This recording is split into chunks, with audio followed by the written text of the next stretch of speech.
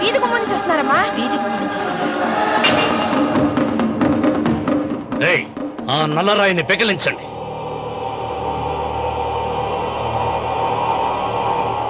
ఓ, మీరందరూ హిందువులు.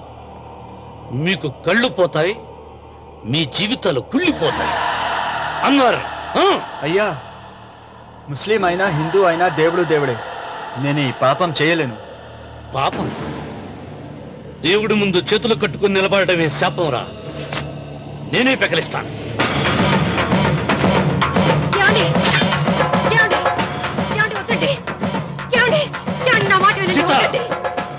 ఉత్తమ జాతి స్త్రీ ఒక్కసారి కోరిక కోరుతుంది, రెండోసారి అడగకూడదు.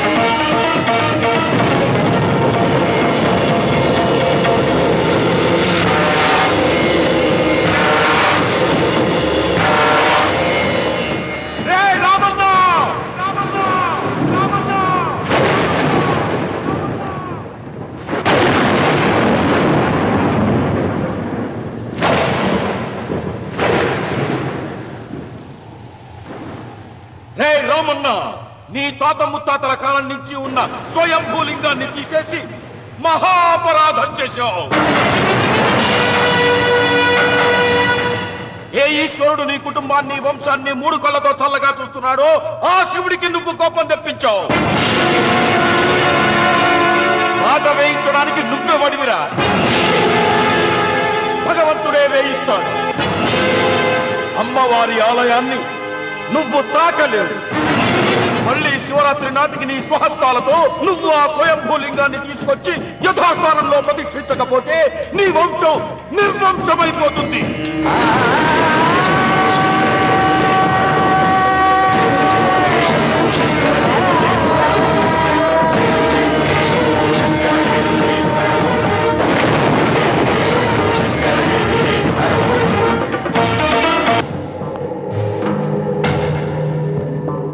శివలింగాన్ని మీకు చెరులో పారేశాడు. ఇంకా గుడి మీద కూడా వస్తాడు.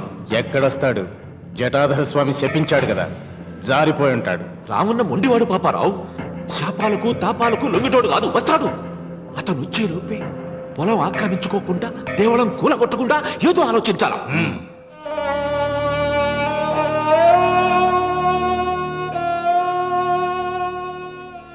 అన్నయ్య, ఆయనతో మాట్లాడే ధైర్యం నాకు లేదు. నువ్వైనా మాట్లాడి మళ్ళీ శివలింగాన్ని ఇక్కడ ప్రతిష్ఠించమని చెప్పు. వాడిని గురించి నాకంటే నీకే బాగా తెలుసమ్మా. వాడు నా మాట వింటాం. నాకు భయంగా ఉందన్నయ్య. ఆపద ఏ వైపు నుంచి వస్తుందో ఏమిటో.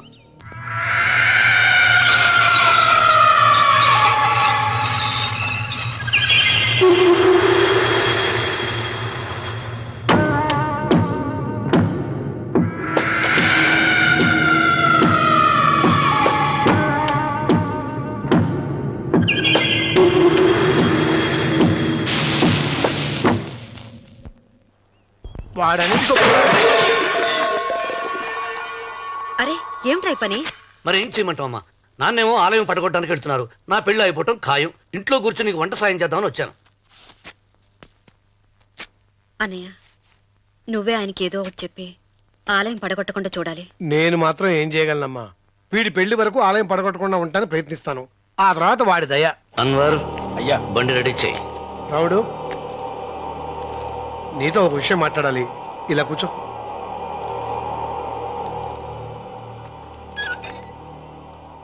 ఆలయం విషయంలో నీ పంత మానుకోవా?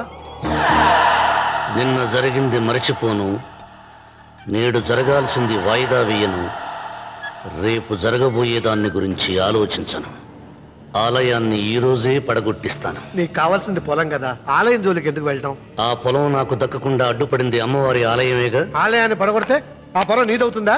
అవుతుంది. ఆ సాంబశివరావు పొలాన్ని రాసింది ఆలయానికేగా. ముందు ఆలయాన్ని పడగొట్టించి ఆలయమే లేదు కాబట్టి ఇక పొలం ఎందుకని ప్రశ్నించి అప్పుడు నా స్వాధీనం చేసుకుంటాను. కొడుకు పెళ్లికి తాంబూలాలు పుచ్చుకున్నావురా. 3 ముళ్ళు వేయించకుండా ఆలయం పడగొట్టాలని బయలుదేరుతున్నావు. ఇది ఏమన్నా ధర్మంగా ఉందా?